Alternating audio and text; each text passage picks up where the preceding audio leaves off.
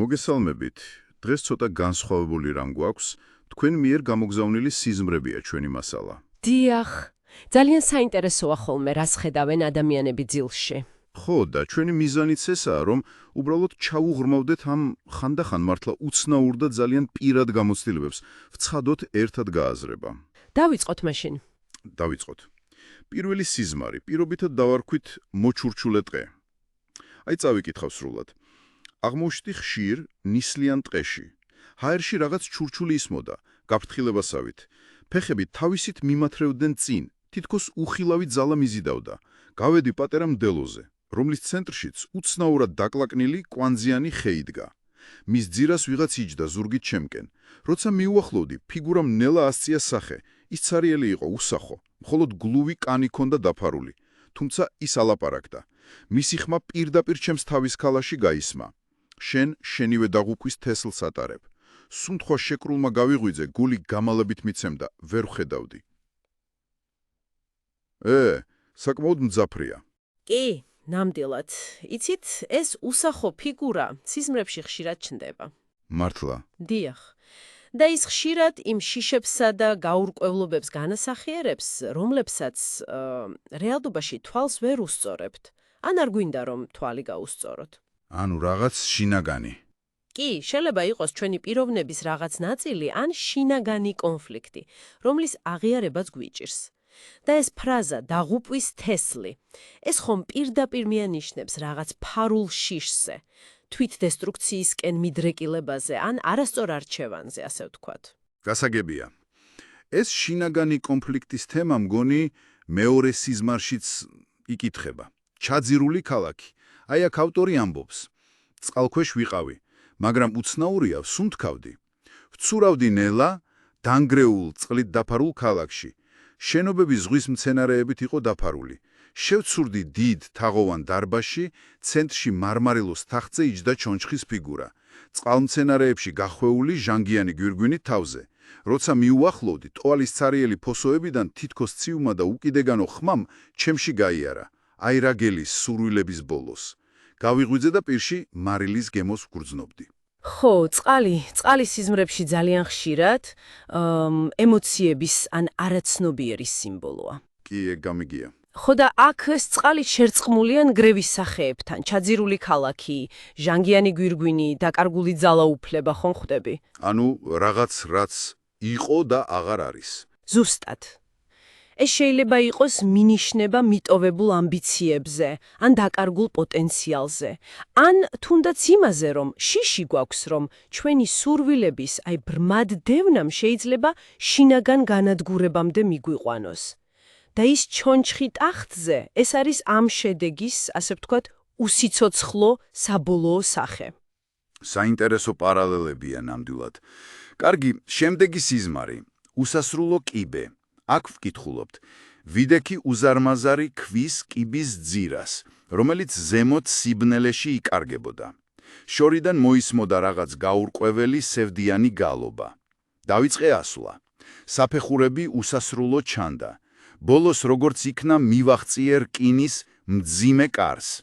სანამ სახელურს შევეხებოდი, რბილმა, მაგრამ ბრძანებულმა ხმამ ჩამჩურჩულა ზურგს უკან. გააღედა ვეღარასდროს დაბრუნდები. მიუბრუნდი, მაგრამ არავინ იყო. შიშმა შემიპკრო, მაგრამ უფრო მეტად იმის განცდამ, რომ ეს კარი მე უკვე სხვაგან, სხვა დროს გავაღე. კიბე. ესეც კლასიკური სიმბოლოა. ცხოვრებისეული გზა, სულიერი ძიება, კარიერა, 1000 რამ შეიძლება იყოს. კი. მაგრამ აქ მთავარი აქცენტი კეთდება გადაწყვეტილების შეუქცევადობაზე. აი, ვეღარასდროს დაბრუნდები. ეს ხმა ზურგს უკან. შეიძლება იყოს შინაგანი ეჭვი, ან პირიქით ინტუიცია, რომელიც გვაფრთხილებს რაღაც მნიშვნელოვანი არჩევანის წინ. და ის შეგრძნება, რომ კარი უკვე გაიყო. ეგეც საინტერესოა. შესაძლოა რეალურ ცხოვრებაში უკვე მიღებულ, მაგრამ ჯერ ბოლომდე გაუცნობიერებელ გადაწყვეტილებას ასახავდეს. აი ისეთი რამ, რაც უკვე მოხდა, მაგრამ შედეგებს ჯერ ვერ ვხედავთ ბოლომდე. გასაგებია. ახლა კი მეოთხე სიზმარი, სარკეების ლაბირინთი. სარკეების ლაბირინთში ვიყავი გამომწყდეული. ყოველი კედელი სარკე იყო და უსასრულოდ ვირეკლებოდი. ზოგი ანარეკლი ზუსტად მგავდა. ზოგი დამახინჯებული იყო, გაბრაზებული, შეშინებული ან სრულიად ცარიელი მზერით.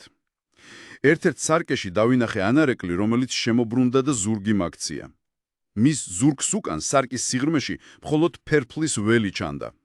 შევეცადე სარკე ჩამემტრია და მაგრამ ხელი ჰაერში გამიარა. გავიღვიძე, როცა ჩემმა ანარეკლებმა ერთხმად დაიწყეს სიცილი. ოჰო, სარკეები. ეს პირდაპირ იდენტობის თემას უკავშირდება. თვითახქმა, საკუთარ თავთან დაპირისპირება. ანუ როგორ ვხედავთ საკუთარ თავს? დიახ, და როგორები შეიძლება ვიყოთ. მრავალი ანარეკლი ეს ჩვენი პიროვნების სხვადასხვა ასპექტი ან შესაძლო ვერსიები. განსაკუთრებით მძაფრია, რა თქმა უნდა, საკუთარი თავის უარყოფითი ვერსიის ან იმ ანარეკლის ხილვა, რომელიც ზურგს გაქცევს. ეს შეიძლება იყოს თვითუარყოფაზე ან რაღაც ნაწილის იგნორირებაზე მინიშნება. ფერფლის ველი. კი, საკმაოდ ბნელი სიმბოლოა, განადგურება, სიცარიალე. ძალიან ძიმე სიზმანი ჩანს. შემდეგი ჩუმი გუნდი. ვიდექი ვეებერთელად ცარიელ ტაძარში, სადაც უცნაური სიჩუმე იდგა ისეთი ყურებს რომ წივის. საკურთხევლის ადგილას იდგა გუნდი, თეთრ სამოსში. როცა მიუახლოვდი, დავინახე, რომ ყველა მომღერალს ჩემი სახე ჰქონდა. ათობით ჩემი სახე მიყურებდა მდუმარედ გამომცდელი მზერით. პირი გავაღე, რომ რამე მეკითხა, მაგრამ ხმა არ მომივიდა. მინდოდა გავქცეულიყავი, მაგრამ ფეხს ვერ ძრავდი. გავიღვიძე იმის შეგრძნებით, რომ გუნდი ისევ მიყურებდა. ვაუ. სიჩუმე, რომელიც ყურებს წივის და საკუთარი სახეების გუნდი, ეს ძალიან ძლიერი სახეებია. რას შეიძლება ნიშნავდეს? შეიძლება ის იყოს განკითხვის შიში. ან შინაგანი კონფლიქტი, სადაც ადამიანი ერთდროულად მსჯავრდებულიც არის და მსაჯულიც. ეს საკუთარი თავის გამომცდელი მზერა, თითქოს საკუთარ თავის წინაშე ხარ პასუხისმგებელი, მაგრამ ვერაფერს ამბობ, ხმა არ გემორჩილება. საინტერესოა. გადავიდეთ შემდეგზე. მექანიკური ყორანი. უნაყოფომტრიან მოედანზე ვიდექი. ცენტრში იდგა ძველი საათის კოშკი, მაგრამ მისი ისრები შუაღამეზე იყო გაჩერებული. კოშკის წვერზე იჯდა უცნაური მექანიკური ყორანი, ლითონის ბუმბულით და ბრწყინავი ლალისფერი თვლებით თვალების ადგილას. უცებ ყორნის ხმა მეტალისებრმა და მჭრელმა სიჩუმე გაკვეთა. როცა ისრები კვლავ დაიძვრებიან, დაკარგავ იმას, რაც ყველაზე მეტად გიყვარს. შიშისგან გავქვავდი. თვეების შემდეგ ჩემი დისბინაში, სადაც მეც ვცხოვრობდი, ხანძარი გაჩნდა. საბედნიეროდ ყველა გადავრჩით, მაგრამ ბევრი რამ დაიწვა. ცეცხლის შუაღამის შემდეგ დაიწყო. აი, ეს უკვე იმ კატეგორიას უახლოვდება, რასაც წინასწარმეტყველო სიზმრებს ვეძახით ხოლმე. ხო, პირდაპირ უკავშირებს რეალურ მოვლენას. კი. მექანიკური ჩიტი, როგორც ბუნებრივის რაღაც ანომალია, გაჩერებული დრო, რომელიც თითქოს რაღაც გარდაუვალს ელოდება და მე ეს პირდაპირ გაფრთხილება დანაკარგზე. და დროც ემთხვევა შუაღამე.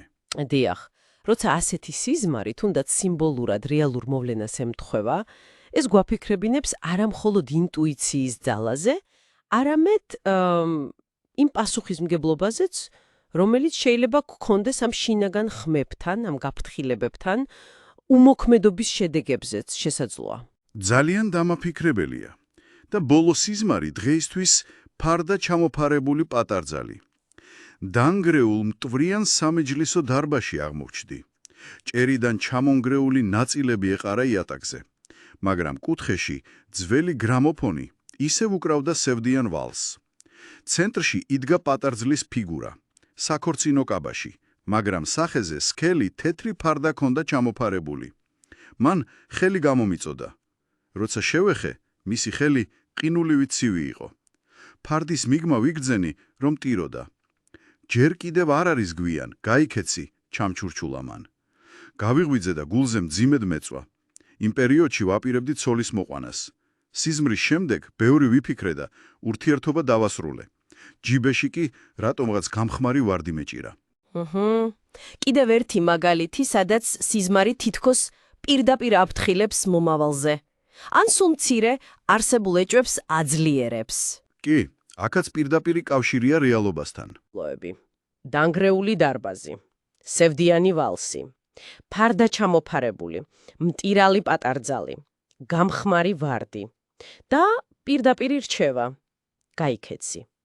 ეს ხას უსვავს, თუ როგორ შეიძლება ჩვენმა ქვეცნობიერმა სიზმრების საშუალებით აირეკლოს ჩვენი ღრმა შიშები და ეჭვები. განსაკუთრებით ურთიერთობებთან დაკავშირებით. მართლაც. საოცარია რა სიღრმეებიდან მოდის ეს სახეები.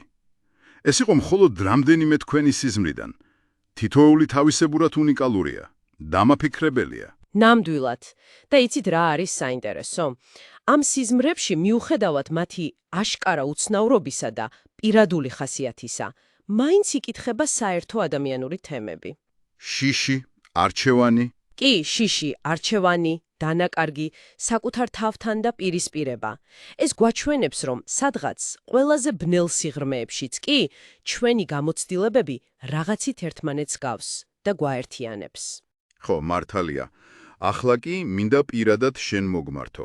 თუ გაქვს სიზმარი, რომლის გაზიარებაც გსურს, მნიშვნელობა არ აქვს. უცნაური იქნება, საინტერესო თუ თუნდაც შემაშფოთებელი. ჩვენთვის ყველაფერი საინტერესოა. კი ბატონო, მოგწერე.